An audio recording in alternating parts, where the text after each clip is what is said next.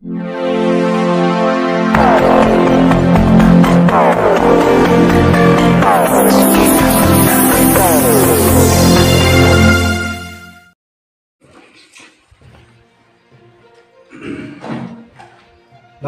ಸಾಮ ವಾಹಿನಿ ವೀಕ್ಷಕರಿಗೆಲ್ಲ ಇಂದಿನ ಒಂದು ಸಂಡೇ ವಿಶೇಷ ಕಾರ್ಯಕ್ರಮಕ್ಕೆ ಸ್ವಾಗತ. ಈ ಒಂದು ವಿಶೇಷ ಕಾರ್ಯಕ್ರಮದಲ್ಲಿ ನಾವಿವತ್ತು ಒಂದು ಸಂದರ್ಶನ ಕಾರ್ಯಕ್ರಮವನ್ನು ಹಮ್ಮಿಕೊಂಡಿದ್ದೀವಿ. ಕಳೆದ ಅನೇಕ ದಿನಗಳಿಂದ ನಾವು ಒಂದು ಸಂದರ್ಶನ ಕಾರ್ಯಕ್ರಮ ನಡೆಸಬೇಕಂತೇಳಿ ನಾವು ಯೋಚನೆ ಮಾಡಿದಾಗ ಈ ಒಂದು ಕೇಂದ್ರ ಚುನಾವಣೆ ಇರೋದರಿಂದ ನಮಗೆ ಅದು ಸಾಧ್ಯವಾಗಿರಲಿಲ್ಲ. ಸದ್ಯಕ್ಕೆ ನಾವು ಇವತ್ತು ಈ ಕಾರ್ಯಕ್ರಮವನ್ನು ಹಮ್ಮಿಕೊಂಡಿದ್ದೀವಿ. ಈ ಕಾರ್ಯಕ್ರಮಕ್ಕೆ ನಮ್ಮ ಮುಖ್ಯ ಅತಿಥಿಗಳಾಗಿ ಬಂದಿದ್ದಾರೆ ಕರಗಾಂವ್ ಒಬ್ಬ ಯುವ ನಾಯಕರಾದಂಥ ಕರಗಾಂವ್ ಗ್ರಾಮದ ಯುವ ನಾಯಕರಾದಂಥ ಶ್ರೀ ಕಾಡಗೌಡ ಪಾಟೀಲ್ ಅವರು. ಅವರನ್ನು ನಾನು ಆತ್ಮೀಯದಿಂದ ಬರಮಾಡಿಕೊಳ್ತೀನಿ. ನಾವು ಈ ಚಿಕ್ಕೋಡಿ ಅಥವಾ ಬೆಳಗಾವಿ ಜಿಲ್ಲೆಯಲ್ಲಿ ಕಾಡಗೌಡ ಪಾಟೀಲರನ್ನು ಯಾಕೆ ಈ ಒಂದು ಸಂದರ್ಶನ ಕಾರ್ಯಕ್ರಮಕ್ಕೆ ಆಯ್ಕೆ ಮಾಡಿದ್ದೀವಿ ಅನ್ನೋದನ್ನು ನಾವು ಒಂದು ವೇಳೆ ತಮಗೆ ಉತ್ತರ ಹೇಳೋದಾದರೆ, ಬಹುಶಃ ತಮಗೆಲ್ಲ ಗೊತ್ತಿರುವ ಹಾಗೆ ಈ ಕರಗಾಂವದಲ್ಲಿ ಪಾಟೀಲರ ಕುಟುಂಬ ಒಂದು ರಾಜಕೀಯ ಆನುವಂಶಿಕವಾಗಿ ಬಂದಂಥ ಒಂದು ಕುಟುಂಬ. ಯಾವುದೇ ಒಂದು ಕಳಂಕರಹಿತವಾದಂಥ ಒಂದು ಸೇವೆಯನ್ನು ಈ ಸಮಾಜಕ್ಕೆ, ಈ ಒಂದು ನಾಡಿಗೆ ಅವರು ಕೊಟ್ಟದ್ದನ್ನು ತಮಗೆಲ್ಲ ಕೊಟ್ಟದ್ದನ್ನು ನಾವು ಇಲ್ಲಿ ನೆನಪಿಸ್ತೀವಿ. ಅದು ತಮಗೆಲ್ಲ ಗೊತ್ತಿರುವ ಅಂಥ ಒಬ್ಬ ವ್ಯಕ್ತಿಯ ಒಂದು ಕುಡಿ ಇದೆ. ಆ ಕುಡಿ ಕಾಡಗೌಡ ಪಾಟೀಲ್ ಇವರು ಕೂಡ ತಮಗೆಲ್ಲ ಗೊತ್ತಿರುವ ಹಾಗೆ ಕರಗಾಂವ್ ಯಾತ ನೀರಾವರಿ ಬಗ್ಗೆ ಸಾಕಷ್ಟು ಹೋರಾಟವನ್ನು ಮಾಡಿದ್ದಾರೆ.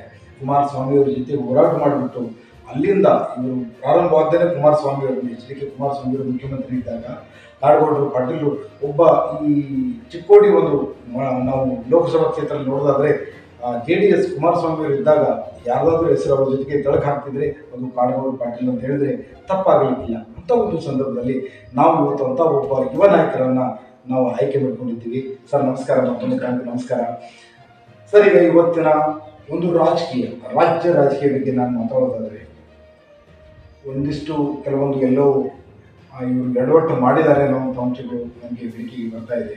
ಅಂಥ ಸಂದರ್ಭದಲ್ಲಿ ಈ ರಾಜ್ಯ ರಾಜಕೀಯದ ಬಗ್ಗೆ ತಾವು ಏನು ಹೇಳಕ್ಕೆ ಬಯಸ್ತೀರಿ ಸರ್? ರಾಜ್ಯದ ರಾಜಕಾರಣದಲ್ಲಿ ಇವತ್ತು ಒಂದು ವರ್ಷ ಆಯ್ತಲ್ಲ ಕಾಂಗ್ರೆಸ್ ಸರ್ಕಾರ ಬಂದು ಜನರ ತುಂಬುವಂತ ಒಂದು ಟ್ಯಾಕ್ಸ್ ಮೇಲೆ ಇವತ್ತು ಕೊಳ್ಳೆ ಹೊಡ್ತಾರೆ. ಗ್ಯಾರಂಟಿ ಅನ್ನುವಂಥ ವಿಷಯದಲ್ಲಿ ಇವತ್ತು ಸರ್ಕಾರ ಎಲ್ಲೋ ಒಂದ್ ಕಡೆ ಬೊಂಬೆ ಹೊಡ್ಕೊಂಡು ಹೋದಂತ ಉದಾಹರಣೆ ಇವತ್ತು ಗ್ಯಾರಂಟಿ ಅನ್ನುವಂಥ ವಿಷಯಗಳನ್ನ ಗ್ಯಾರಂಟಿ ಅನ್ನುವಂಥ ವಿಷಯಗಳನ್ನ ಇವತ್ತು ಸರ್ಕಾರ ಇವತ್ತು ರದ್ದು ಮಾಡ್ಬೇಕಾಗತ್ತೆ. ಯಾಕೆ ಮಾಡ್ಬೇಕಂತಂದ್ರೆ ಇವತ್ತು ಹೆಣ್ಮಕ್ಳಿಗೆ ಇವತ್ತು ಒಂದು ಕಡೆ ಹೆಣ್ಮಕ್ಳಿಗೆ ಕೊಟ್ಟಿದ್ದಾರೆ ಫ್ರೀ ಅನ್ನುವಂಥ ಒಂದು ಸಾರಿಗೆ ಯೋಜನೆಗಳು. ಇವತ್ತು ಕಾಲೇಜ್ ವಿದ್ಯಾರ್ಥಿಗಳಿಗೆ ಅವರು ಬೆಳಗ್ಗೆ 8 ಗಂಟೆಗೆ ಹೋಗುವಂತ ಸಂದರ್ಭದಲ್ಲಿ ಇವತ್ತು ಜಾಗಗಳನ್ನು ಸಿಗ್ತಾ ಇಲ್ಲ. ಇವತ್ತು ಕಾಂಗ್ರೆಸ್ ಸರ್ಕಾರ ಒಬ್ಬ ಜನಸಾಮಾನ್ಯರು ತುಂಬುವಂತ ಒಂದು ಟ್ಯಾಕ್ಸ್ಗಳನ್ನ ಇವತ್ತು ಕೊಳ್ಳೆ ಹೊಡ್ತಾ ಇದೆ. ಅದಕ್ಕೆ ರಾಜ್ಯ ರಾಜಕಾರಣದಲ್ಲಿ ಇವತ್ತು ಸರ್ಕಾರ ಒಳ್ಳೆ ರೀತಿಯಿಂದ ಹೋಗ್ಬೇಕಾದ್ರೆ ಇವತ್ತಿನ ನಮ್ಗೆ ಇವತ್ತು ವಿಜಯೋತ್ಸವ. ಒಂದು ಕಡೆ ನರೇಂದ್ರ ಮೋದಿ ಅವರು ಮತ್ತೊಮ್ಮೆ 3ನೇ ಬಾರಿಗೆ ಮತ್ತೊಮ್ಮೆ ಪ್ರಧಾನಮಂತ್ರಿ ಆದ್ರೆ ರಾಜ್ಯದಿಂದ ರಾಜಕಾರಣಕ್ಕೆ ಇವತ್ತು ಯಾರಾದ್ರೂ ಇವತ್ತು ರಾಜ್ಯ ಮತ್ತು ದೇಶ ಏನಾದ್ರೂ ಒಳ್ಳೆಯದನ್ನ ಬಯಸಬೇಕಾದ್ರೆ ದೇವೇಗೌಡರನ್ನು ಬಿಟ್ಟು ಮತ್ತೊಂದು ನನ್ನ ರಾಷ್ಟ್ರೀಯ ಗುರುಗಳನ್ನು ಅನಿಸ್ಕೊಂಡಿರುವಂತಹ HD ಕುಮಾರಸ್ವಾಮಿ ಅವರು ಇವತ್ತು ಪ್ರಮಾಣ ವಚನವನ್ನು ಸ್ವೀಕರಿಸ್ತಾ ಇದ್ದಾರೆ. ಎಲ್ಲ ಒಂದು ಕಡೆ ಕುಮಾರಸ್ವಾಮಿ ಅವರು ಸೆಂಟ್ರಲ್ ನರೇಂದ್ರ ಮೋದಿ ಅವರ ನೇತೃತ್ವದಲ್ಲಿ ಸಚಿವ ಸಂಪುಟ ಆದ್ರೆ ರಾಜ್ಯವೂ ಸುರಕ್ಷಿತವಾಗಿರುತ್ತೆ. ಇವತ್ತು ಕಾಂಗ್ರೆಸ್ ಸರ್ಕಾರ ಬಂದ ನಂತರ ಇವತ್ತು ಲಾ ಅಂಡ್ ಆರ್ಡರ್ ಹೋಗಿದ್ದಾವೆ. ಯಾಕಂದ್ರೆ ಕೆಲವು ನಾವು ಹುಬ್ಬಳ್ಳಿ ಮತ್ತು ಧಾರವಾಡ ಜಿಲ್ಲೆಗಳಲ್ಲಿ ಎರಡನ್ನ ಇವತ್ತು ಚುನಾವಣಾ ಗಿಮಿಕ್ಗಳನ್ನ ಮಾಡ್ಕೊಂಡಿರೋ ಅಲ್ಲಿ ಲಾ ಅನ್ನುವಂತ ಆರ್ಡರ್ಗಳಲ್ಲಿ ಇವತ್ತು ಹೆಣ್ಮಕ್ಳಿಗೆ ಏನಾಯ್ತು ಅಂತ ನಿಮಗೂ ಗೊತ್ತಿರ್ತದೆ. ನೇಹಾತೆ ಪ್ರಕರಣಗಳಿರ್ಬೋದು, ಆಮೇಲೆ ಅಂಜಲಿ ಪ್ರಕರಣ ಇರ್ಬೋದು. ಇನ್ನೂವರೆಗೆ ಇವತ್ತು ನ್ಯಾಯ ದೊರಕಿದ್ದಾರ ಬರೀ ಇವತ್ತು ಇವರು ಮಾತಿನ ತವಲಕ್ಕೋಸ್ಕರ ಇವತ್ತು ನಾವು ಕೊಡ್ತೀವಿ, ಕಾನೂನು ಕೊಡ್ತೀವಿ ಅಂತ ಹೇಳ್ತಾರೆ. ಎಲ್ಲಿದೆ ಇವತ್ತು ನಮ್ಮ ರಾಜ್ಯದಲ್ಲಿ ಈ ಕಾನೂನುಗಳನ್ನ? ಮತ್ತೆ ಈ ರಾಜ್ಯದ ಸಂಪತ್ಭರಿತ ರಾಜ್ಯ ಆಗಬೇಕಾದ್ರೆ ರಾಜ್ಯದ ಇವತ್ತು ಕುಮಾರಸ್ವಾಮಿ ಅವರು ಸಚಿವ ಸಂಪುಟದಿಂದ ಪ್ರಮಾಣ ವಚನ ಮಾಡ್ತಾ ಇದ್ದಾರೆ. ಎಲ್ಲ ಒಂದು ಕಡೆ ನಾವು ದೇವೇಗೌಡರು ಯಾವ ನೀರಾವರಿ ಅನ್ನುವಂತ ವಿಷಯದಲ್ಲಿ ಅಲ್ಮಟ್ಟಿ ಡ್ಯಾಮ್ ಯೋಜನೆ ಇರ್ಬೋದು, ಆಮೇಲೆ ದೇವರ ಹಿಪ್ಪರಗಿ ಡ್ಯಾಮ್ ಇರ್ಬೋದು, ಹಲವಾರು ನೀರಾವರಿ ಯೋಜನೆಗೋಸ್ಕರ ಯಾವ ಕನಸನ್ನ ಇಟ್ಕೊಂಡಿದ್ರಲ್ಲ ದೇವೇಗೌಡರು ಕೂಡ ನಮ್ಮ ರಾಜ್ಯದ ಹಲವಾರು ವಿಷಯಗಳನ್ನು ಮತ್ತು ಲೋಕೋಪಯೋಗಿ ಸಚಿವರಿದ್ದಾಗ ಹಲವಾರು ಯೋಜನೆಗಳನ್ನ ಇವತ್ತು ನಮ್ಮ ರಾಜ್ಯ ಒಳ್ಳೆ ರೀತಿಯಿಂದ ಇತ್ತು. ನಾವು ಮತ್ತೆ ಇವತ್ತು ಕುಮಾರಸ್ವಾಮಿ ಇವತ್ತು ಒಳ್ಳೆ ರೀತಿಯಿಂದ ಸಚಿವ ಸಂಪುಟ ಅಂದ್ರೆ ಒಳ್ಳೆ ಎಲ್ಲೋ ಒಂದು ಕಡೆ ರಾಜ್ಯವೂ ಸುರಕ್ಷಿತವಾಗಿರುತ್ತದೆ. ಯಾವ ಬರಗಾಲ ಅನ್ನುವಂಥ ವಿಷಯದಲ್ಲಿ ನೀರು ಸಮೃದ್ಧವಾಗಿ ರೈತರು ತಮ್ಮ ಕನಸನ್ನ ರೈತರು ಕಂಡಿರುವಂತ ಕನಸನ್ನು ನನಸಾಗಬೇಕಂತ ನಾವು ಹೇಳಿಕೆಯನ್ನು ಕೊಡ್ತೀವಿ. ಸರ್, ಈಗ ಲೋಕಸಭೆ ಚುನಾವಣೆ ಇತ್ತೀಚೆಗೆ ಮುಗಿದು ಅದರ ಫಲಿತಾಂಶ ಕೂಡ ಬಂತು. ಲೋಕಸಭೆ ಒಂದು ಸ್ಪರ್ಧೆಗೆ ನಮ್ಮ ಚಿಕ್ಕೋಡಿ ಒಂದು ಇದಕ್ಕೆ ಜಾರಕಿಹೊಳಿ ಅವರು ಸ್ಪರ್ಧೆ ಮಾಡಿದರು. ಪ್ರಿಯಾಂಕಾ ಜಾರಕಿಹೊಳಿ ಅವರು ಚುನಾವಣೆ ಪ್ರಚಾರದಲ್ಲಿ ತಾವು ಇವರು ಪ್ರಿಯಾಂಕಾ ಮೇಡಮ್ ಅವರು ಮಾತನ್ನು ಹೇಳಿದರು. ನಾವೇನಂದರೆ ನಾವು ಆರಿಸಿ ಬಂದರೆ ನಾವು ಚಿಕ್ಕೋಡಿಯನ್ನು ಜಿಲ್ಲೆಯನ್ನು ಮಾಡ್ತೀವಿ ಅನ್ನೋ ಒಂದು ಜನಸಾಮಾನ್ಯರಿಗೆ ಒಂದು ಪ್ರಮಾಣವನ್ನು ಕೊಟ್ಟಿದೆ. ಆ ಬಗ್ಗೆ ತಾವೇನು ಹೇಳ್ತೀವಿ?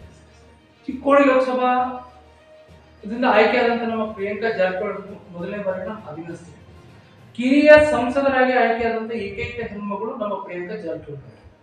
ಬಹುಶಃ ಕಾಂಗ್ರೆಸ್ ಸರ್ಕಾರಗಳು ಬಂದಾಗ ಇವತ್ತು ಭರವಸೆ ಸುರುಗಳನ್ನೇ ಕೊಟ್ಟು ಹಿಂದಿನ ಅನ್ನೋಕ್ಕಿಂತ ಅಚ್ಚೆಯ ಹಿಂದಿನ ಸಂಸದರಾಗಿರುವಂತಹ ಅವ್ರ ಹೆಸರು ಹೇಳಕ್ ಹೋಗೋದಿಲ್ಲ. ಈ ಭಾಗದಲ್ಲಿ ನಾನು ಕರಗಾಂ ವೇತನವನ್ನೇ ಮಾಡ್ತೀನಿ ಅಂತ ಹೇಳಿದ್ರು. ಅವರೇ ಚಿಕ್ಕೋಡಿ ಜಿಲ್ಲಾ ಮಾಡ್ತೀನಿ ಅಂತ ಹೇಳಿದ್ರು. ಇವತ್ತು ಹಿಂದೆ ನಮ್ಮ ಬೆಳಗಾವಿ ಅಧಿವೇಶನ ನಡೆಕ್ಕಿಂತ ಮುಂಚಿತವಾಗಿ ಎರಡು ಸಚಿವರು ಬೆಳಗಾವಿ ಎರಡು ಸಚಿವರು ನಮ್ಮ ಚಿಕ್ಕೋಡಿ ಜಿಲ್ಲೆ ಮಾಡ್ತಾರೆ, ಗೋಕಾಕ್ ಜಿಲ್ಲೆ ಮಾಡ್ತಾರೆ ಅಂತ ಹೇಳಿದ್ದಾರೆ. ಬಹುಶಃ ಇವರು ಆಯ್ಕೆ ಮಾಡಿ ಕಳಿಸಿದ್ದಾರೆ. ಬಹುಶಃ ಎಲ್ಲಾದರೂ ಇನ್ನೂ 4 ವರ್ಷ ಕಾಂಗ್ರೆಸ್ ಸರ್ಕಾರ ಇದೆ. ದಯವಿಟ್ಟು ಈ ಭಾಗದ ಚಿಕ್ಕೋಡಿ ಜಿಲ್ಲೆ ಅನ್ನೋಕ್ಕಿಂತ, ಯಾಕಂದ್ರೆ ಹತ್ತಿರದಿಂದ ಒಬ್ಬ ಬೆಳಗಾವಿ ಹೋಗಕ್ಕಾಗೋದಿಲ್ಲ. 2 SP ಇರೋದ್ರಿಂದ, ಅಡಿಷನಲ್ SP ಮತ್ತು ಡಿವೈಎಸ್ಪಿ ಇರೋದ್ರಿಂದ ಬಹುಶಃ ಚಿಕ್ಕೋಡಿ ಜಿಲ್ಲೆ ಅನ್ನುವಂತ ನೀವು ಏನು ಭರವಸೆಯನ್ನು ಕೊಟ್ಟಿದ್ದೀರಾ, ಭರವಸೆಯನ್ನು ಏನಾದರೂ ನಿರೀಕ್ಷಿಸಿದ್ರೆ ಮತ್ತು ಎಲ್ಲರ ಮನೆಯಲ್ಲಿಯೂ ಇವತ್ತು ಜಾರಕಿಹೊಳಿ ಕುಟುಂಬದ ಫೋಟೋ ಇರೋದಂತೂ ನಾನು ಹೇಳಲಿಕ್ಕೆ ಇಷ್ಟಪಡ್ತೇನೆ. ಸರ್, ಈಗ ಕರಗಾವಿ ನೀರಾವರಿ ಬಗ್ಗೆ ಬಹಳ ದಿನಗಳಿಂದ ನಮ್ಮ ಹೋರಾಟ ನಡೀತಿದೆ. ಈ ಕರಗಾವಿ ನೀರಾವರಿ ಬಗ್ಗೆ ಎಲ್ಲಿ ಏನು ಕೊಡ್ತೀವಿ, ಯಾವ ಸರ್ಕಾರ ಕೊಡ್ತೀವಿ, ಯಾರು ಅಡ್ಡಿ ಬಡಿಸ್ತಾರೆ, ಈ ಯಾತ್ರೆ ನೀರಾವರಿ ಆಗಬೇಕಿತ್ತು, ಆಗಲಿಲ್ಲ. ಇನ್ನೊಂದು ಯಾವುದೋ ಮಹಾಲಕ್ಷ್ಮಿ ಯಾತ್ರೆ ನೀರಾವರಿ ಅಂತ ಹೇಳಿದ್ರು, ಅದು ಕೂಡ ಈ 2 ಯಾತ್ರೆ ನೀರಾವರಿ ಎಲ್ಲಿ ಏನು ತೊಂದರೆ ಆಗ್ತಾ ಇದೆ ಗೊತ್ತಾಗ್ತದೆ ಸರ್. ನಾನು ಕರಗಾವಿ ವೇತನವನ್ನ 13 ದಿನಗಳಲ್ಲಿ ಚಿಕ್ಕೋಡಿಯಲ್ಲಿ ನಾನು ಹೋರಾಟವನ್ನು ಮಾಡಿದೆ. ಅಲ್ಲಿಂದಲೇ ನನ್ನ ರಾಜಕಾರಣವೂ ಆರಂಭವಾಯಿತು. ಬಹುಶಃ ಜನರ ಜೊತೆಗೆ ಒಡನಾಟವನ್ನು ಮಾಡೋದು, ಅಲ್ಲಿಂದ ಜನರುಗಳನ್ನ ಸಮಸ್ಯೆಗಳನ್ನ ಪರಿಹಾರವನ್ನು ಮಾಡೋದು. ಅದಕ್ಕೆ ನಾನು 13 ದಿನಗಳ ಕರಗಾವಿ ವೇತನವನ್ನು ಕೊಟ್ಟಾಗ ಅವತ್ತಿನ ನೀರಾವರಿ ಸಚಿವರಾಗಿರುವಂತ ಇವತ್ತಿನ ಬೃಹತ್ ಸಚಿವರಾಗಿರುವಂತ MB ಪಾಟೀಲ್ ವಾಟರ್ ಅಲೋಕೇಶನ್ ಮಾಡ್ತೀನಿ ಅಂತ ಹೇಳಿದ್ರು. ಯಾವ ವಾಟರ್ ಅಲೋಕೇಶನ್ ಮಾಡ್ತೀನಿ. ಬಹುಶಃ ಕರಗಾವಿ ವೇತನವನ್ನೇ ಮಾಡಿದ್ರೆ ಮಟ್ಟಿ ಭಾಗದ ಜನ ಬಳಿತರಕ್ಕೋಸ್ಕರ ಇವತ್ತು ಸರ್ಕಾರ ಇವತ್ತು ಮಾಡ್ತಾ ಇಲ್ಲ ಅನ್ಸುತ್ತೆ ನನಗೆ. ಸರ್ಕಾರದ ಇವತ್ತಿನ ನೀರಾವರಿ ಸಚಿವರು ಬಹುಶಃ ಈ ಭಾಗದಲ್ಲಿ ಇರುವಂತಹ 13 ರಾಯಬಾಗ್ ವಿಧಾನಸಭಾ ಕ್ಷೇತ್ರದಲ್ಲಿ ಬರುವಂತಹ 3 ಏತ ನೀರಾವರಿಗಳು, ಒಂದು ಒಂದು ಕರಗಾವಿ ಏತ ಇರ್ಬೋದು, ಆಮೇಲೆ ಬೆಳವಾಡಿ ಏತ ಇರ್ಬೋದು, ಆಮೇಲೆ ಹನುಮಾನ್ ಏತ ನೀರಾವರಿ.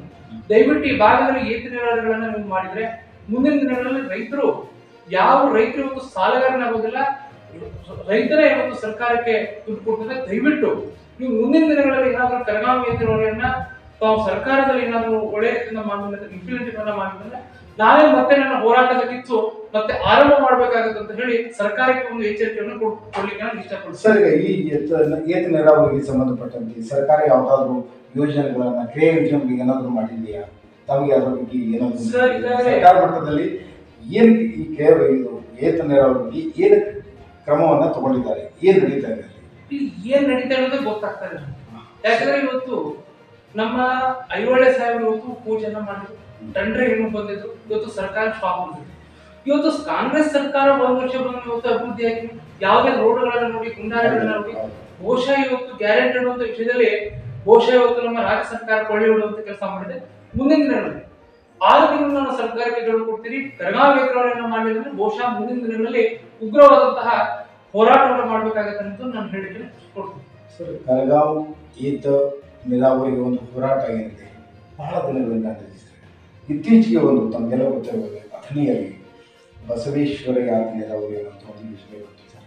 ಅದು ಕರಗಾವಿ ಏತ ನೀರಾವರಿಗಿಂತ ಮುಂಚೆ ಬಂದದ್ದಲ್ಲ, ಇತ್ತೀಚೆಗೆ ಬಂದಂಥ ಒಂದು ಅದಕ್ಕೆಲ್ಲ ಟೆಂಡರ್ ಆಯಿತು, ಅದಕ್ಕೆಲ್ಲ ಕಾರ್ಯಕ್ರಮಗಳು ಎಲ್ಲ ಕೆಲವೊಂದು ಕೆಲಸಗಳನ್ನು ಕೂಡ ಅವರು ಕಾಮಗಾರಿಗಳನ್ನು ಕೂಡ ಪ್ರಾರಂಭ ಮಾಡಿದ್ದಾರೆ. ಹಾಗಾದರೆ ಈ ಏತ ನೀರಾವರಿಗೆ ಸರ್ಕಾರ ಕ್ರಮ ಕೊಡ್ತಿಲ್ಲ.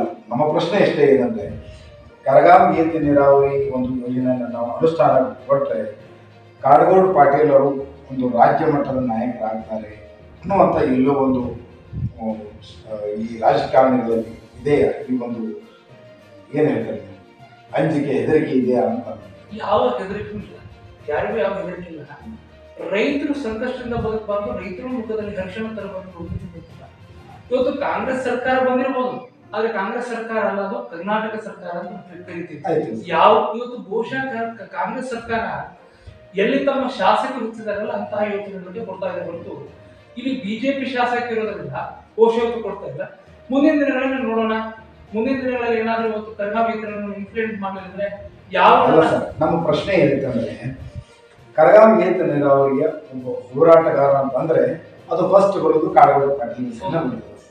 ಹೀಗಿದ್ದಾಗ ಈ ಒಂದು ಯೋಜನೆ ಅನುಷ್ಠಾನಗೊಂಡ್ರೆ ಕಾಡಗೌಡ ಪಾಟೀಲ್ ಅವರು ರಾಜ್ಯ ಮಟ್ಟದ ಒಬ್ಬ ನಾಯಕರಾಗಿ ಬೆಳೀತಾರೆ, ಅದಕ್ಕಾಗಿ ಈ ಒಂದು ಯೋಜನೆಯನ್ನ ಸ್ಟಾಪ್ ಮಾಡಿದ್ದಾರೆ, ಹಂಗೆ ಏನಾದ್ರು ಅನಿಸ್ತದೆ? ದೋಷ ಇರ್ಬೋದು ಸರ್. ಯಾಕಂದ್ರೆ ಹಲವಾರು ನಾಯಕರು ಹೊತ್ತು ಬಿಡಬೇಕಾದ್ರೆ ನಮ್ಮ ಕುಟುಂಬದಿಂದ ಕೆಲವೊಂದು ಮದ್ದವರು ಎಲ್ಲ ನಾಯಕರಿಗೂ ಬಾಳ್ಸ್ತಾರೆ. ಈ ಭಾಗದಲ್ಲಿ ಏನಾದ್ರು ಕರ್ನಾಟಕ ಅಂದ್ರೆ ನಾನು ಎಲ್ಲಾದ್ರೂ ರಾಜಕಾರಣದಲ್ಲಿ ಮುಂದುವರಿದಕ್ಕೋಸ್ಕರ ಒಂದು ರಾಜಕಾರಣಿನೂ ಮಾಡ್ತೀನಿ. ದಯವಿಟ್ಟು ರಾಜಕಾರಣ ಮಾಡ್ಲಿಕ್ಕೆ ಹೋಗ್ಬಿಡಿ. ರೈತರ ಕಷ್ಟಗಳನ್ನ ಅರ್ಥ ಮಾಡ್ಕೊಡ್ರಿ. ಈ ಭಾಗದಲ್ಲಿ ಇರುವಂತಹ ಏತನಗಳು ಯಾಕಂದ್ರೆ 18 ಹಳ್ಳಿಗಳನ್ನು ಒಳಗೊಂಡಿರುವಂತ ಒಂದು ಕರ್ನಾಟಕ ನೋಡಿ 5,000 ಹೆಕ್ಟೇರ್ ಇರುವಂತಹ ಒಂದು ನೀರಾವರಿ ಯೋಜನೆ. ಇದನ್ನ ಹಿಂದಿನ ಸಂಸದರಾಗಿರುವಂತಹ ಸನ್ಮಾನ್ಯ ಶ್ರೀ ಪ್ರಕಾಶನ ಹುಕ್ಕೇರಿಯವರು ಹಿರಿಯ ರಾಜಕಾರಣಿಗಳನ್ನು ಇದನ್ನು ಭರವಸೆ ಕೊಟ್ಟಿದ್ದಾರೆ. ಅದು ಬಹುಶಃ ತಮ್ಮ ಅಧಿಕಾರಕ್ಕೋಸ್ಕರ ಅದು ವರದಾನ ಮಾಡ್ಕೊಂಡ್ರು ಗೊತ್ತಿಲ್ಲ. ಆ ವರದಾನ ಇವತ್ತು ಹೆಸರಾಗಿ ಇರುವುದಿದೆ ಹೊರತು ಆ ಇನ್ನೂ ಇನ್ಫ್ಲೂಯೆನ್ಸ್ ಮಾಡ್ತಿಲ್ಲ. ಮುಂದಿನ ದಿನಗಳಲ್ಲಿ ರಾಜಕಾರಣಿ ಬೇರೆ ಇರ್ಬೋದು, ಈ ಭಾಗದ 18 ಹಳ್ಳಿಗಳ ರೈತರನ್ನ ಸಾಲಗಾರರಾಗಿ ಹೋಗ್ತಾ ಇದ್ದಾರೆ. ಬಹುಶಃ ಇವತ್ತಿನ ಮಳೆರಾಯ ಇವತ್ತು ಈ ಕರುಣೆಯನ್ನು ತೋರಿಸ್ತಾ ಇದೆ. ದಯವಿಟ್ಟು ಇಂಥ ಏತನೀರಾವರಿಗಳನ್ನು ಮಾಡಿದ್ರೆ ಬಹುಶಃ ಈ ಭಾಗದ ರೈತರು ತಮ್ಮ ಜೀವನದಲ್ಲಿ ತಮ್ಮ ಕಂಡಿರುವಂತ ಕನಸನ್ನು ನನಸು ಮಾಡ್ಕೋತಾರೆ. ದಯವಿಟ್ಟು ಈ ಭಾಗದಲ್ಲಿ ಏನಾಗ್ತಾ ಇದೆ ಅಂದ್ರೆ ಚಿನ್ನನ್ನು ಕೊಡ್ತಾ ಇಲ್ಲ. ಈ ಭಾಗದಲ್ಲಿ ಮಧ್ಯ ಭಾಗದಲ್ಲಿ ಬಹುಶಃ ಇಂಥ ನೀರಾವರಿಗಳನ್ನ ಮಾಡಿದ್ರೆ ಸಮಸ್ಯೆ ಇರೋದ್ರಿಂದ ನೀರಾವರಿ ಸಮಸ್ಯೆ ಇರೋದ್ರಿಂದ ಈ ಭಾಗದಲ್ಲಿ ರೈತರ ಮಕ್ಕಳಿಗೆ ಹೆಣ್ಣು ಕೊಡ್ತಾ ಇಲ್ಲ. ಬಹುಶಃ ನೀವು ಕೊಟ್ಟು ಆ ನೀರಾವರಿಯನ್ನ ಮಾಡಿದ್ರೆ ಬಹುಶಃ ರೈತರ ಮಕ್ಕಳು ಬದುಕಬಹುದು ಅಂತ ನಾನು ಹೇಳಿಕ್ಕೆ ರಾಜಕಾರಣಿಗಳಿಗೆ ಒಂದು ಹೇಳಿಕೆ ಇಚ್ಛೆ ಪಡಿಸ್ತೀನಿ. ಈ ರಾಜಕೀಯ ಮಟ್ಟದಲ್ಲಿ ಸರ್ ತಮಗೂ ಗೊತ್ತಿದೆ, ಇವತ್ತು ಅಧಿಕಾರ ಇದ್ದರೆ ಅದು ಸ್ಪೆಷಲಿ ಈ ರಾಜಕೀಯ ಅಧಿಕಾರವಿದ್ದರೆ ಒಬ್ಬ ವ್ಯಕ್ತಿ ತಾನು ಅನ್ಕೊಂಡಂಥ ಕೆಲಸಗಳನ್ನು ಮಾಡೋದು ಸರಿ. ಯಾಕಂದರೆ ವಿಧಾನಸೌಧದಲ್ಲಿ ಹೋರಾಟ ಮಾಡಿ ಯಾವ ಮಿನಿಸ್ಟರ್ ಚೀಫ್ ಮಿನಿಸ್ಟರ್ ಅಂಥವ್ರನ್ನ ಹಿಡ್ಕೊಂಡು ಕೆಲಸ ಮಾಡ್ಬೋದು. ಆ ಒಂದು ವಿಚಾರ ಅಂದರೆ ನಾನು ರಾಜಕೀಯದಲ್ಲಿ ಇಳಿದ್ರೆ ಈ ಎಲ್ಲ ಯೋಜನೆಗಳನ್ನು ಮಾಡಬಹುದಲ್ಲ ಅಂತ ನಿಮ್ಗೆ ಏನಾದರೂ ಅನಿಸ್ತದೆ ಸರ್? ನಾನು ನನ್ನ ವ್ಯಕ್ತಿಗತವಾಗಿ ಬಂದಿರುವಂತ ಒಂದು ರಾಜಕಾರಣ ಬೇರೆ, ಸಮಾಜ ಸೇವೆ ಬೇರೆ. ನಾನು ನನ್ನ ಜೀವನದಲ್ಲಿ ಬಹುಶಃ ನಾನು 8ನೇ ತರಗತಿ ಇದ್ದು ಗೊತ್ತಿಲ್ಲ, ನಮಗೆ ಒಂದು 8 9 ಇದ್ದು ಗೊತ್ತಿಲ್ಲ. ಒಬ್ಬ 2006 ಮತ್ತು 2009ರಲ್ಲಿ ಮಾಜಿ ಮುಖ್ಯಮಂತ್ರಿ ಎಚ್ ಡಿ ಕುಮಾರಸ್ವಾಮಿ ಈ ಭಾಗದ ಒಬ್ಬ ಸುವರ್ಣಸೌಧ ಒಬ್ಬ ರಾಜ್ಯದ ಮುಖ್ಯಮಂತ್ರಿ ಬರೀ ರಾಜಧಾನಿಗೆ ಸೀಮಿತರಾಗಬಾರದು, ಬೆಳಗಾವಿಯಲ್ಲಿಯೂ ಜನತಾ ದರ್ಶನ ಮಾಡಿದಂತೆ ಏಕೈಕ ಮುಖ್ಯಮಂತ್ರಿ. ಜನತಾ ದರ್ಶನ ಹೇಗೆ ಮಾಡಬೇಕು, ರೈತರ ಕಷ್ಟಗಳನ್ನ ಹೇಗೆ ಪರಿಹಾರವನ್ನ ಮಾಡಬೇಕು ಅಂತ ತೋರಿಸಿದಂತ ಮುಖ್ಯಮಂತ್ರಿ ಕುಮಾರಸ್ವಾಮಿ. ಎರಡನೇದ್ದು, ನಾವು ಬೆಂಗಳೂರಿಗೆ ಕೆಲವೊಂದು ನಾಯಕರಿಗೆ ಕೆಲವೊಂದು ಕಷ್ಟಗಳನ್ನ ಹೇಳಲಿಕ್ಕೆ ಬೆಂಗಳೂರಿಗೆ ಹೋಗಕ್ಕಾಗೋದಿಲ್ಲ. ಅಂತ ಸಂದರ್ಭದಲ್ಲಿ ಸುವರ್ಣಸೌಧವನ್ನ ಕಟ್ಟಿದಂತ ಮಹಾನ್ ವ್ಯಕ್ತಿ ಆಗಿರಬೇಕು ನನ್ನ ರಾಷ್ಟ್ರೀಯ ಗುರುಗಳಾಗಿರುವಂತ ಎಚ್ ಡಿ ಕುಮಾರಸ್ವಾಮಿ. ನಾನು ನನ್ನ ಜೀವನದಲ್ಲಿ ನಾನು ನನ್ನ ಕುಟುಂಬ ರಾಜಕಾರಣಿ ಹಿನ್ನೆಲೆ ಇದ್ರು ನಾನು ಯಾವತ್ತೂ ನನ್ನ ಕುಟುಂಬದ ಹೆಸರು ಹೇಳ್ಕೊಂಡು ನಾನು ರಾಜಕಾರಣಿ ಮಾಡಿಲ್ಲ. ನಾನು ಕರಗಾವಿ ಏತನೀರಾವರಿ ಎನ್ನುವಂತ ಹೆಸರಿನ ಮೇಲೆ ರಾಜಕಾರಣಕ್ಕೆ ಬಂದವನು. ಹೋರಾಟ ಮಾಡಿದಂತ ವ್ಯಕ್ತಿಗಳನ್ನು ಇವತ್ತು ಗುರುತಿಸಿದ್ರು. ಅದಕ್ಕೆ ನಾನು ಮುಂದೆ ಬರುವಂತಹ ಬಹುಶಃ ಇವತ್ತು ನಡೆಸಬೇಕಾಗಿತ್ತು. ಇವತ್ತು ಸರ್ಕಾರದ ಅವಧಿ ಇವತ್ತು ಜಿಲ್ಲಾ ಪಂಚಾಯತಿ ಮತ್ತು ತಾಲೂಕ್ ಪಂಚಾಯತಿ ಚುನಾವಣೆ ಅವಧಿ ಮುಗಿದು ತುಂಬಾ ವರ್ಷ ಆಯ್ತು. ಬಹುಶಃ 5 ವರ್ಷ 10 ವರ್ಷ ಆಯ್ತು. ಬಹುಶಃ ಮುಂದಿನ ದಿನಗಳಲ್ಲಿ ಜನರ ಒಂದು ಒತ್ತಡ ಇರೋದ್ರಿಂದ ಎಲ್ಲೋ ಒಂದ್ ಕಡೆ ನನಗೆ ಅನಿಸ್ತಿದೆ, ಇವತ್ತು ರಾಜಕಾರಣಿಗಳಲ್ಲಿ ನಾವು ಮಾಡಬೇಕಾದ್ರೆ ಅಧಿಕಾರಿ ಬೇಕು ಅನ್ಸುತ್ತೆ ಒಂದ್ ಕಡೆ.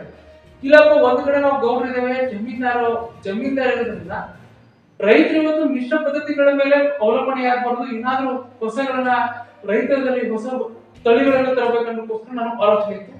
ಬಹುಶಃ ರಕ್ತಗತವಾಗಿ ಬಂದಿರುವಂತಹ ಒಂದು ರಾಷ್ಟ್ರೀಯದ ಹಿನ್ನೆಲೆ ಮತ್ತು ನಮ್ಮ ಕುಟುಂಬದ ಋಣವನ್ನು ಇಟ್ಕೊಂಡಿರುವಂತಹ ಹಲವಾರು ಹಿರಿಯರಿರ್ಬೋದು, ಕಿರಿಯರಿರ್ಬೋದು, ರಾಜಕಾರಣಿಗಳು ಬರಲೇಬೇಕು.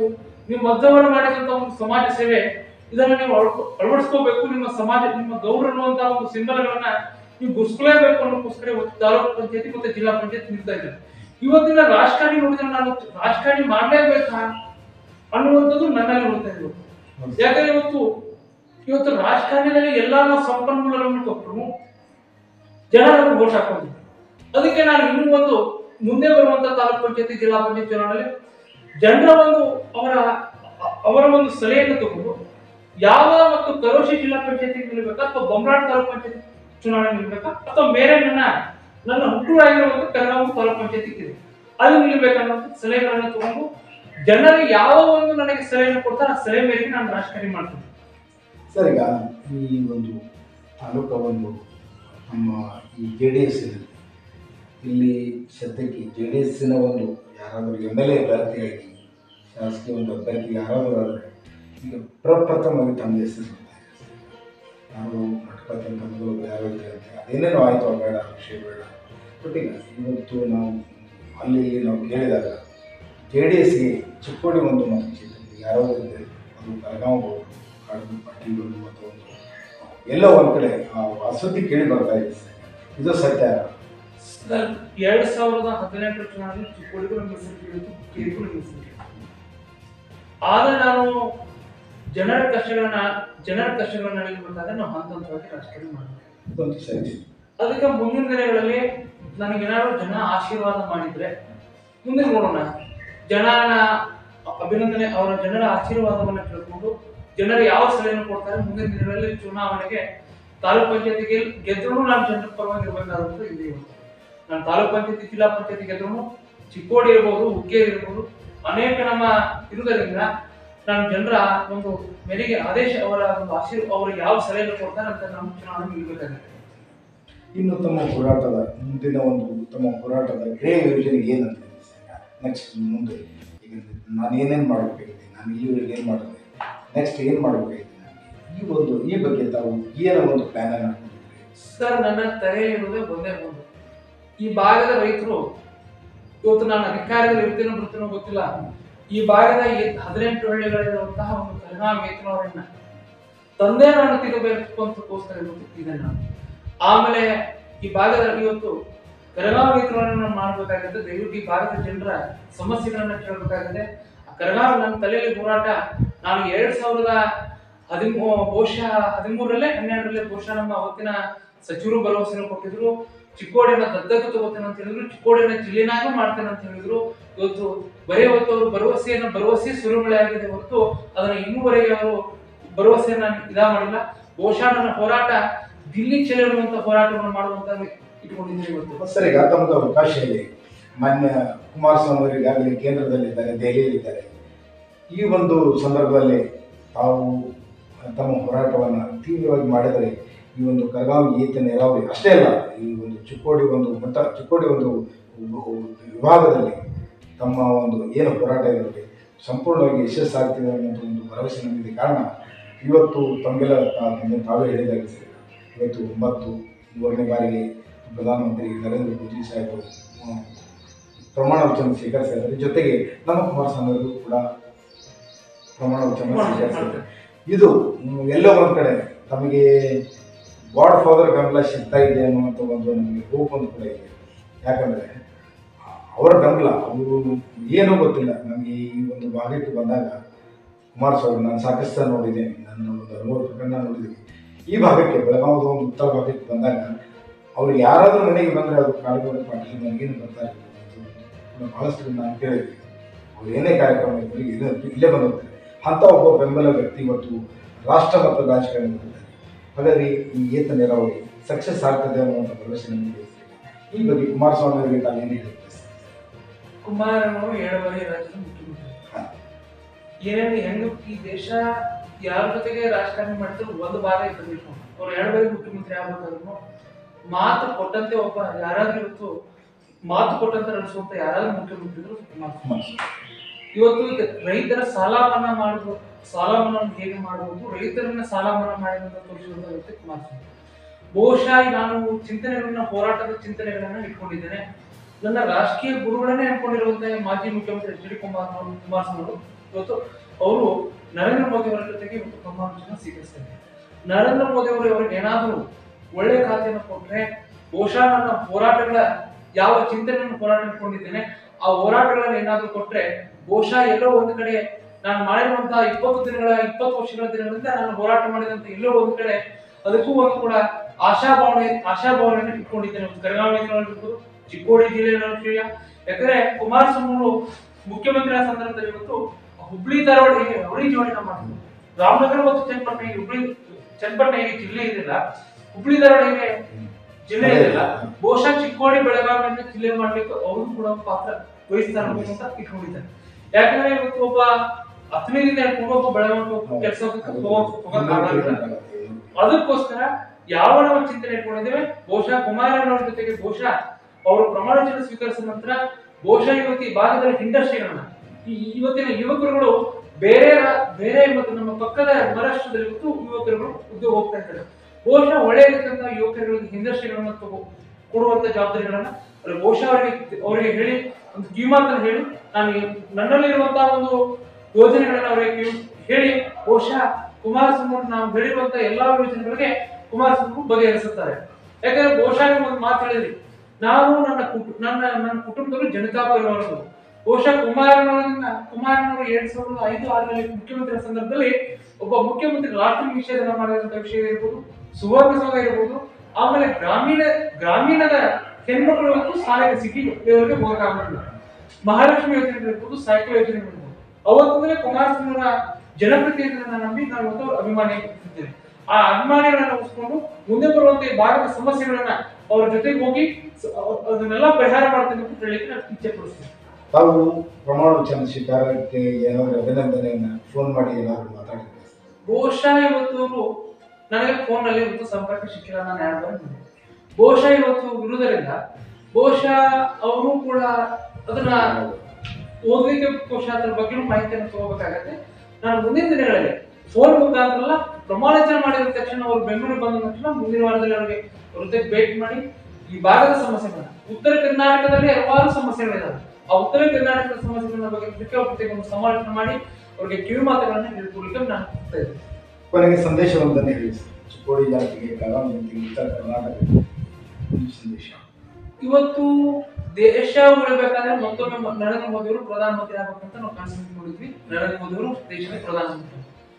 ಅದ್ರ ಜೊತೆಗೆ ದೇಶದ ಇವತ್ತು ಗ್ಯಾರಂಟಿ ಅನ್ನುವಂತ ವಿಷಯದಲ್ಲಿ ಇವತ್ತು ಸರ್ಕಾರ ಕೊಳ್ಳೆ ಹೊಡಿತಾ ಇತ್ತು. ದೇಶ ಸುರಕ್ಷಿತವಾಗಿರ್ಬೇಕು ಅನ್ನುವಂತ ಕುಮಾರಸ್ವಾಮಿ ಅವರು ಇವತ್ತು ಸಚಿವ ಸಂಪುಟದಲ್ಲಿ ಪ್ರಮಾಣ ವಚನ ಮಾಡ್ತಾ ಇದ್ದಾರೆ.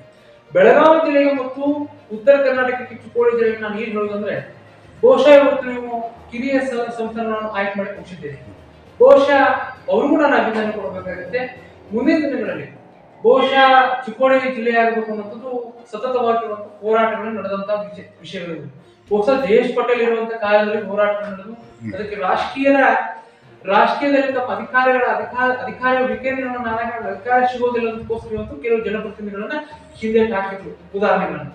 ಬಹುಶಃ ಚಿಕ್ಕೋಡಿ ಜಿಲ್ಲೆ ಏನಾದ್ರೂ ಆದ್ರೆ ಮತ್ತೊಂದಿಷ್ಟು ಅಭಿವೃದ್ಧಿ ಇರುವಂತಹ ವಿಷಯದ ಅಭಿವೃದ್ಧಿ ಆಗತ್ತೆ. ಅದಕ್ಕೂ ಕೂಡ ನಾವು ಒಂದು ಕುಮಾರಣ್ಣವರು ಹೆಂಗೆ 2 ಬಾರಿ ಮುಖ್ಯಮಂತ್ರಿ ಆದಾಗ ರೈತರು ಸಾಲ ಮನ್ನಾ ಮಾಡಿದಂತ ವ್ಯಕ್ತಿ ಕುಮಾರಣ್ಣವರು ಇದಾರಲ್ಲ, ಬಹುಶಃ ಇದನ್ನು ಅವ್ರಿಗೆ ಹೇಳಿಕೊಟ್ಟು ನಾನು ಹೇಳ್ತೀನಿ. ಬಹುಶಃ ಇವತ್ತು ಚಿಕ್ಕೋಡಿ ಜಿಲ್ಲೆ 100% ಆಗಲೇಬೇಕು. ಯಾಕಂದ್ರೆ 2 ಸಚಿವರು ಬೆಳಗಾವಿ ಜಿಲ್ಲೆ 2 ಸಚಿವರು ಚಿಕ್ಕೋಡಿ ಜಿಲ್ಲೆ ಆಗಲೇಬೇಕು, 3 ಜಿಲ್ಲೆ ಆಗಬೇಕು ಹೇಳಿದ್ದಾರೆ. 3 ಜಿಲ್ಲೆ ಆದ್ರೂ ನಾವು ಅಭಿನಂದನೆ ಕೊಡ್ತೀವಿ. ಯಾಕಂದ್ರೆ 9 ಲಕ್ಷ ಚಿಲ್ಲರೆ ಇರುವಂತ ಗದಗ ಇವತ್ತು ಜಿಲ್ಲೆಯಾಗಿರಬೇಕು. ಅದನ್ನು ಕೂಡ ನಾವು ಹೇಳ್ತೀವಿ. ಬಹುಶಃ ಮುಂದಿನ ದಿನಗಳಲ್ಲಿ ಯಾವ ನನಸುಗಳನ್ನು ಇಟ್ಕೊಂಡಿದ್ದೀರಿ, ಬಹುಶಃ ಇವತ್ತು ಕುಮಾರಣ್ಣವರು ಪ್ರಮಾಣ ವಚನ ಮಾಡ್ತಾ ಇದ್ದಾರೆ. ಆ ಪ್ರಮಾಣ ವಚನ ಮುಗಿದ ನಂತರ ನಾನು ಕುಮಾರಣ್ಣವ್ರ ಜೊತೆಗೆ ಸಮಾಲೋಚನೆ ಮಾಡಿಕೊಂಡು ಈ ಭಾಗದ ಜನತೆಗೆ ನನ್ನ ಜೀವನದಲ್ಲಿ ನಾನು ಹೋರಾಟ ಮುಖಾಂತರ ಬಂದವನು, ಒಂದು ನನ್ನ ಕುಟುಂಬ ರಾಜಕಾರಣಿ ಹಿನ್ನೆಲೆ ಇದ್ದವನು, ನಾನು ಹೋರಾಟ ಮುಖಾಂತರ ಬಂದರೆ ಬಹುಶಃ ಮುಂದಿನ ದಿನಗಳಲ್ಲಿ ಕೆಳಗಾವಿ ಎತ್ತಿನವರೇ ಈ ದೇಹ ಮಣ್ಣಿಗೆ ಹೋಗುವವರೆಗೂ ಒಂದು ನೀರಾವರಿಯನ್ನು ಮಾಡಲೇಬೇಕು ಅಂತಕ್ಕೋಸ್ಕರ ನಾನು ಸತತವಾಗಿ ಹೋರಾಟವನ್ನು ಮಾಡಿದ್ದೇನೆ. ಬಹುಶಃ ಮುಂದಿನ ದಿನಗಳಲ್ಲಿ ಕರಗಾವಿ ಎತ್ತಿನವರೇ ಅನ್ನುವಂಥ ವಿಷಯವು ಕರಗಾವಿ ಎತ್ತಿನವರಿಗೆ ಬಗೆಹರಿಸುತ್ತೆ. ಮುಂದಿನ ದಿನಗಳಲ್ಲಿ ನಾನು ನಿಮ್ಮ ಮನೆ ಮಗ, ನೀವು ಹೆಂಗೆ ನಮ್ಮ ಅಜ್ಜವರ ಜೊತೆಗೆ ನಿಮ್ಮ ಅಜ್ಜರ ಜೊತೆ ಯಾವ ರೀತಿಯಾದಂತ ಒಡನಾಟಗಳನ್ನು ಇಟ್ಕೊಂಡಿದ್ದೀರಿ, ಅವರ ಮೊಮ್ಮಗನಾಗಿ ನಿಮ್ಮ ಮನೆ ಮಗನಾಗಿ ಮುಂದೆ ಬರುವಂತ ತಾಲೂಕು ಪಂಚಾಯತಿ, ಜಿಲ್ಲಾ ಪಂಚಾಯತ್ ಚುನಾವಣೆಗೆ ನೀವು ನನಗೆ ಏನಾದರೂ ಆಶೀರ್ವಾದ ಮಾಡಿದ್ರೆ ಈ ಭಾಗದ ಸುತ್ತಮುತ್ತಲಿರುವಂತಹ ಅನೇಕ ಸಮಸ್ಯೆಗಳಿದ್ದಾವೆ. ಇವತ್ತು ಈ ಭಾಗದ ನಾನು ಏನಾದರೂ ನಾನು ಈ ತಾಲೂಕು ಪಂಚಾಯತಿ, ಕಲಬುರಗಿ ಜಿಲ್ಲಾ ಪಂಚಾಯತಿ ನನ್ನ ಪ್ರಣಾಳಿಕೆಗಳನ್ನ ಮಾಡಿದ್ದೇನೆ. ಬಹುಶಃ ಅದನ್ನು ನಿಮ್ಮ ಮಾಧ್ಯಮಗಳ ಮುಖಾಂತರ ನಾನು ಅದನ್ನು ಪ್ರಕಟಣೆ ಮಾಡಿದ್ರೆ ಬಹುಶಃ ನನ್ನನ್ನು ಮತ್ತೊಬ್ಬರಿಗೆ ನಾನು ವರದಾನ ಮಾಡಿಕೊಡಬಾರ್ದು. ನಾನು ನಿಮ್ಮ ಮುಂದೆ ತಾಲೂಕು ಪಂಚಾಯತಿ, ಜಿಲ್ಲಾ ಪಂಚಾಯತಿ ಮುಂದಿನ ತಿಂಗಳಲ್ಲಿ ಬರುವಂತಹ ಸಾಧ್ಯತೆ ಇದೆ. ನೀವು ನನಗೆ ಆಶೀರ್ವಾದ ಮಾಡಲೇಬೇಕು ಅಂತಕ್ಕೋಸ್ಕರ ನಾನು ಬರೋದಿಲ್ಲ. ಈ ಭಾಗದ ಸಮಸ್ಯೆಗಳನ್ನ ನಿರ್ವಾಹಣೆ ಮಾಡಲೇಬೇಕು ಅಂತಕ್ಕೋಸ್ಕರ ನನಗೆ ನೀವು ಆಶೀರ್ವಾದ ಮಾಡ್ಬೇಕಂತ ಹೇಳಿ ನಾನು ನಿಮಗೆ ಹೇಳಿ ಇಚ್ಛೆ ಪಡಿಸ್ತೇನೆ. ಇವರಿಗೆ ತಮ್ಮೊಂದಿಗೆ ಮಾತಾಡಿದ್ವಿ ನೋಡ್ರೆ ಬಹಳ ಖುಷಿ ಆಯಿತು. ಯುವ ನಾಯಕರು ವಯಸ್ಸಿನಲ್ಲಿ ಚಿಕ್ಕವರಿದ್ದರೂ ಕೂಡ ಒಂದು ನಿಮ್ಮ ಜ್ಞಾನ ಒಂದು ಆಳಾಗಿದೆ. ಈ ಒಂದು ಭಾಗದ ಸಮಸ್ಯೆಗಳ ಒಂದು ಆಳ ಜ್ಞಾನವಿದೆ, ಅದನ್ನು ನಾವು ಮೆಚ್ಚಲೇಬೇಕು. ಯಾಕಂದರೆ ಈ ಒಂದು ವಯಸ್ಸಿನಲ್ಲಿ ಓಡಾಡುವಂಥ ವಯಸ್ಸಿದ್ರು, ಏನಪ್ಪ ತಿಂದು ಒಂದು ಆರಾಮಾಗಿರುವಂಥ ಒಂದು ವಯಸ್ಸಿನಲ್ಲಿ ಈ ಹೋರಾಟ, ಆಮೇಲೆ ಬೆಳವಣಿಗೆ, ಅಭಿವೃದ್ಧಿ ಅನ್ನುವಂಥ ಒಂದು ಏನು ಭಾವನೆ ತಮ್ಮಲ್ಲಿದೆ, ಇದು ಯಶಸ್ವಿಯಾಗಲಿ ಅಂತ ನಾನು ನಮ್ಮ ಸಾಮ್ ಟಿವಿ ಮುಖಾಂತರ ತಮಗೆ ಮತ್ತೊಮ್ಮೆ ನಾನು ಹಾರ್ದಿಕ ಅಭಿನಂದನೆ ಹೇಳ್ತೀನಿ. ನಮ್ಮನ್ನು ಕರೆಸಿ ನಮ್ಮೊಂದಿಗೆ ಮಾತಾಡಿದ್ದೆ ಮತ್ತೊಮ್ಮೆ ತಮಗೆ ನಮಸ್ಕಾರ ಹೇಳಿ ಈ ಕಾರ್ಯಕ್ರಮ ಮುಗಿಸಿ. ಇದು ನಮ್ಮ ಇಂದಿನ ಸುದ್ದಿ ಸಂಚಿಕೆ. ಮತ್ತಷ್ಟು ಸುದ್ದಿಗಳಿಗಾಗಿ ನೋಡ್ತಾ ಇರಿ ಸಾಮ್ ಟಿವಿ. ಮತ್ತೆ ಭೇಟಿಯಾಗೋಣ ಮುಂದಿನ ಸಂಚಿಕೆಯಲ್ಲಿ. Thank you.